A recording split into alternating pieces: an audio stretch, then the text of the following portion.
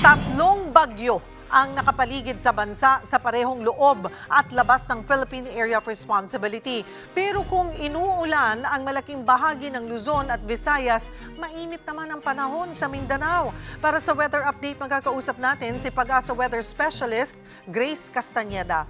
Grace, magandang tanghali. Magandang tanghali din po, Cheryl. Magandang tanghali din sa inyong mga taga-subaybay.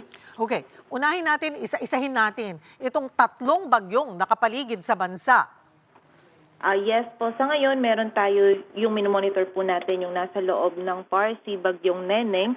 Last location niya po is 530 kilometers east-northeast ng Itbayat, Batanes. Yung strength niya po is 55 kilometers per hour near the center. Yung gustiness is 70 kilometers per hour. Northwestward po yung movement niya sa bilis ng 30 kilometers per hour. Patungo po ito dito sa may northeast ng Taiwan, and nakikita naman po natin wala itong magiging direct effect sa anumang bahagi ng ating bansa. Hindi po tayo magtataas ng wind signals, but still isa pa rin po ito sa nag-i-influence ng habagat po natin.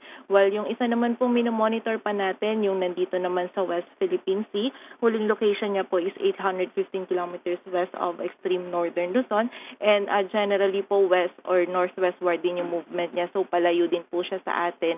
So hindi rin po siya papasok sa loob ng PAR. Well, yung isa pa pong minomonitor natin na bagyo, tropical depression din po ito, medyo malayo pa, 3,015 kilometers east of northeastern Mindanao. Ito naman po ay hindi natin niro-rule out yung possibility na pumasok po sa loob ng PAR, likely sa may northeastern boundary po ng PAR natin.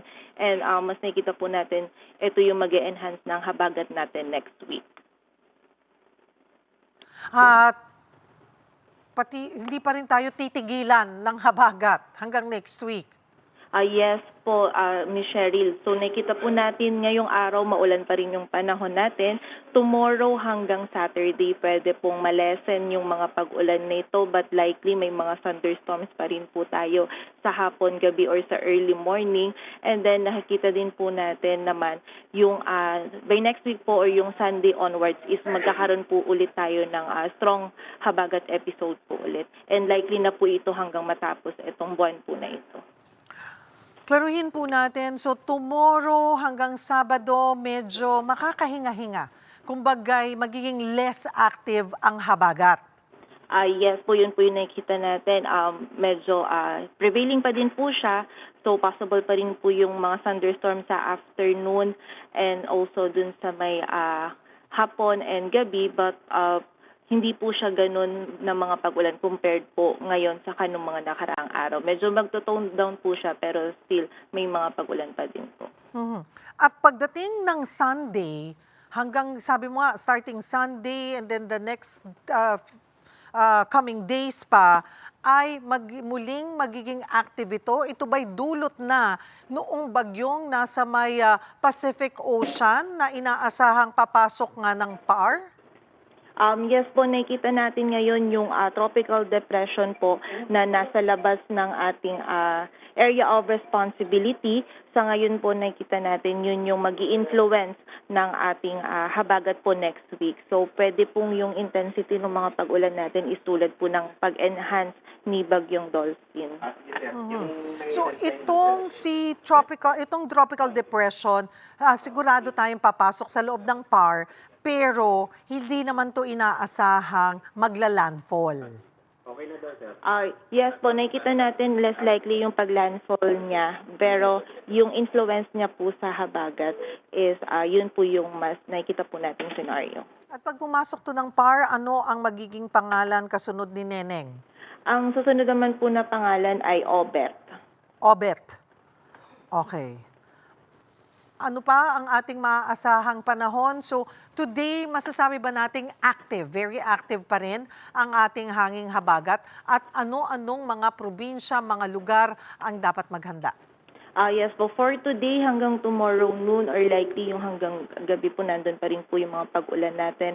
Mas nakakonsentrate na po yung mga pag-ulan natin mostly sa may western section po ng northern and central Luzon. So possible pa rin po yung 100 to 200 millimeters of rainfall for Pangasinan, Zambales, Bataan at maging dito pa din po sa Occidental Mindoro. While 50 to 100 po for Ilocos Sur, Abra, Benguet, Tarlac, Pampanga, Bulacan, Nueva Ecija, maging dito sa Metro Manila, Cavite, Batangas at sa area din po ng Rizal. So sa ibang areas naman po, yung nearby areas ng central at southern Luzon, possible pa din po na may mga scattered na mga pagulan po tayo.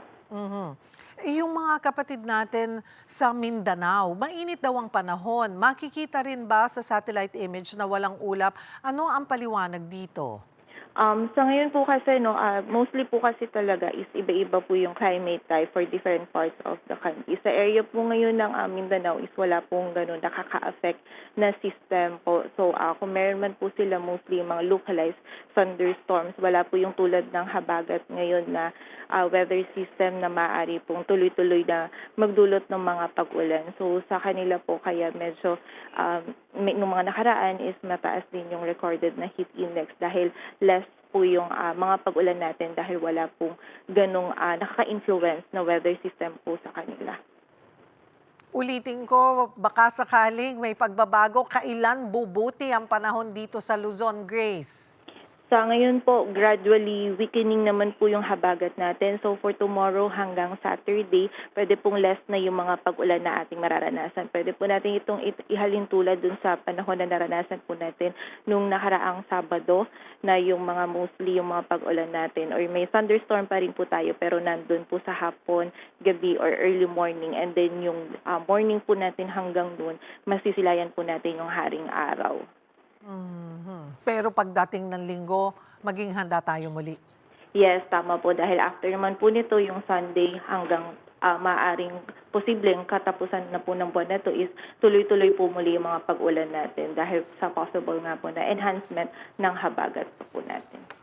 Tatlo yung nakapaligid sa ating bagyo around sa Pilipinas.